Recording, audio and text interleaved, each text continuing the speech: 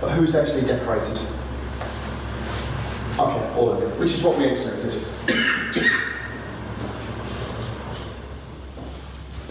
Okay, how long have you been in business? 4 years. 8 years. 13 years. 10 years. 33 years. You were in the Mars bar. 33 years. Okay. So in that 33 years, how many have you been spraying? None. Why? I just find it's quicker just to get a kettle of paint, a roller out, and just smash away. Sometimes with the masking up, and obviously the setting up, is the longer process to me. Okay. I've never sort of transitioned myself between the two. Okay. Any other reason why you guys have taken 8 years or 4 years? And I know that Vicky, you are quite proactive on social media, so you've been watching a lot. Yes. Why is it taking you so long to make the jump into? It's just purely lack of knowledge. That is it. When I did my apprenticeship, we didn't even touch on spraying. The company that I used to work for didn't even think about spraying. And since coming away from that company, I've been on my own. So it's just the fact that the social media, your page, that's what's sort of brought me to it, really. Okay. And yourself? Honestly, simple answer, because the cost of getting into spraying, say even if I bought an HVRP, would be say 500 quid, and seeing some of the social media posts, people find it tricky to get started, and I kind of thought, oh, I'm going to have to make my mistakes on a customer's job, or I should get into it. I've been thinking about it for the last year, but then I did a bit more reading, and I kind of realised that, well, if I went airless and bought a decent machine like a T5, I'm not going to have any I didn't dilute it enough, or it's possibly on and come on a course. Half that work's going to be done for me, so I'm going to do it. Okay. So yeah, probably it's tricky. The idea that it's tricky. It takes a while, and I'm going to have to make mistakes and Okay. that kind of thing. So it's put me off. Who hasn't made the jump because of the cost factor? It's cost factor and time. Cost factor really, in the long run, will soon come back. You'll soon get that money back. But for me, it's finding the time. There's so many jobs I go on a domestic, not big stuff, but domestic, and I see I could have done that with an airless. I could do that. But it's having the time to devote to doing a bit of training so you don't walk in blind and make all the mistakes and look stupid, and come somewhere that's safe with somebody that's knowledgeable and got the experience that you can draw on. Okay, so all I'm trying to pick up here, which is my perception when I'm online, it always seems to come across that it's expensive, it's the cost factor, it's the investment. Yet when I'm stood here with you guys, because you've already made the decision to come and do the training, you've already made the decision that you're going to get into spraying. But the thing that's held you guys back really is the education side. The fear of actually doing the stuff, and it causing you problems in front of customers. And then maybe getting put off and given up with it. And there are lots of people who have given up with spraying and they bought sprays a couple of times and then sell it on, on Facebook. So now that you do want to obviously move into spraying, why? Why do you want to spray?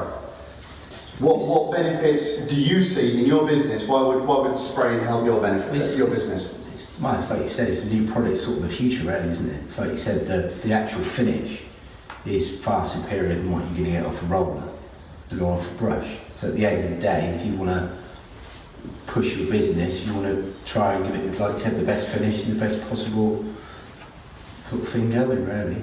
Okay. I would say speed, finish, taking my business to the next level, potentially in terms of earning. Also, my neck is killing me. It really is. Someone has to absolutely pick up on is. So yeah, I'm getting older, and it's taken me a while to realise that anything I can buy and plug into a customer's power socket is going to make my life easier. I bought my Festool a couple of years ago. That's 700 odd quid. Now I use it every job.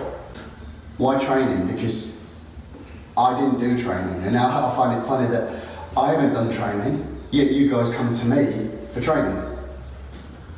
So, It's having that base. Yeah, It's having base knowledge, and then everyone has their own techniques. I'm sure when we all done our apprenticeships, we were taught the way to do it, and over the years we've kind of changed things and done things our own way, the way we're comfortable with. So that's why I wanted to do this course. I have been spraying a little bit, but I don't have the base knowledge from you guys to then build on. So I don't want to get into any bad habits straight away, if that makes sense. Yeah, very.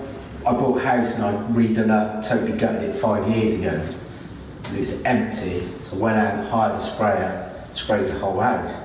But then there were certain things, I'd say I was on a smaller ceiling, luckily enough, spraying away, and then suddenly I'm getting shoot marks shooting across. I'm like, So frustrating. right, what do I do now? Why has that happened? So then I had to get the roller out to go over everything to take that away. So it's those little things, why has that happened? And you've sprayed anything, hang on a minute, I've sprayed. I should have a perfectly flat, beautiful sprayed finish. And I'm having to go back and revert to traditional methods. Yeah.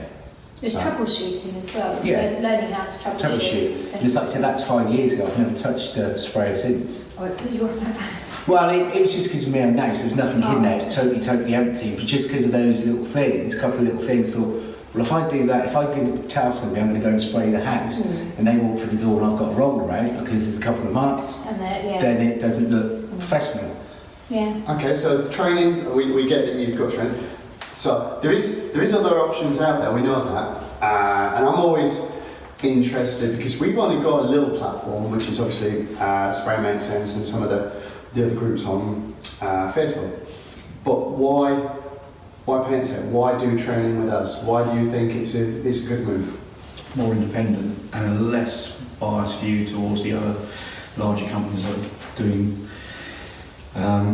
training, and also what you do for a living, what you've done day in, day out, as opposed to somebody that works potentially for Dulux and maybe, might not be, but maybe not as wider experience. And the confidence thing. Seen your videos, watched lots of them, they're great. I look at it thinking, it's just done that's going in 20 seconds or that door in 30 seconds. I was like,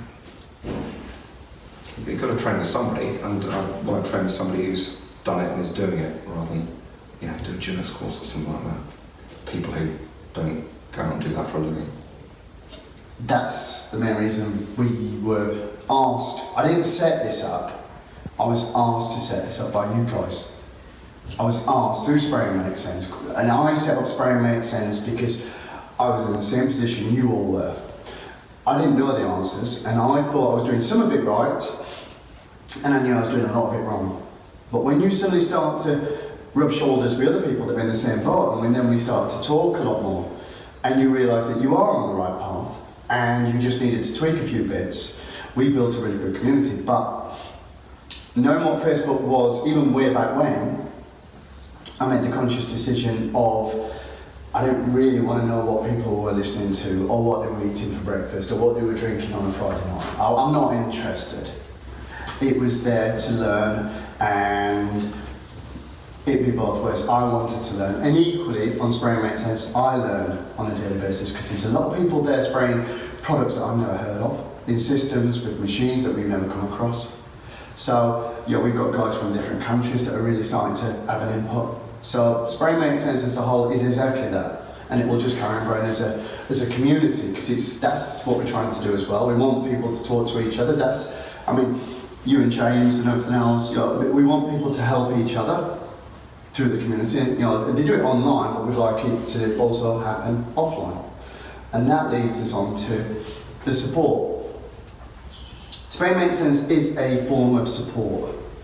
If you just want to have a go at it yourself, or whether you want to do a course, or whether you want to just go through all the videos, what we've done is anybody who does a course, Pete has been training people through colleges for 25 years, and he said the one thing that he's always struggled with is any form of training, and we've all done different types of training, even passing your test or whatever the case. You literally just say thank you very much, that was brilliant, and good luck.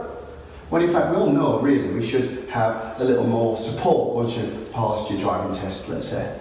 You should do maybe a bit of motorway or a little bit of speed awareness or skid course. We should all have that extra little bit of support, or at least on the phone or something, just to help. So when we set this up, we didn't realise we were going to do this, it just happened naturally. And we set up another group, which is PTA support, and we run that alongside Spray and Make Sense. On Spray and Make Sense, we're there as a community to help, encourage, give information, but you guys have paid for 25 years of experience from me, bits that Pete does that we now use, James, he does a lot of furniture, so we've got a really big team. I mean, Jack Frost is part of the team, he's been spraying since 1972, there's nothing Jack can't spray. So as a team, we've got a lot, and they're all part of PTA support, so we've now got a situation where we can offer very, very precise help, and every Thursday we run the live show. So you guys, if you've got questions, just bang them out and we answer them the best we can. And we're also going to start to do live PTA on a Thursday from here.